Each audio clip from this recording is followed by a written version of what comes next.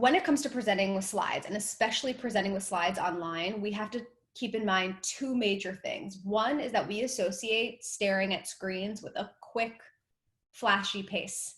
So you have to honor our attention spans in this environment and not keep us on something for so long with a voice continuing in the background.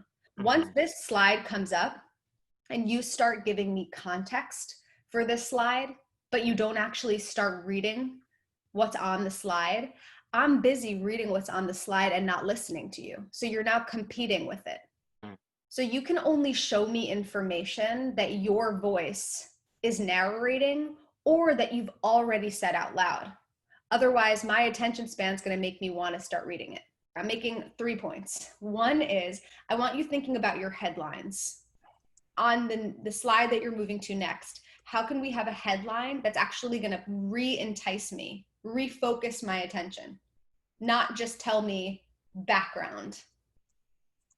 What's going to make me interested? Okay, that's number one. Number two is, once you've hit the space bar or you've clicked to actually transition to a new slide, you got to think about anchoring us in exactly what's on that slide.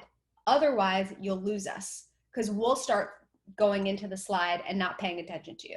So even if you're going to give us context on each bullet point as you go through them, that's great. But you have to make sure you address them first and follow up with context, not start with context and follow up with what's on the slide.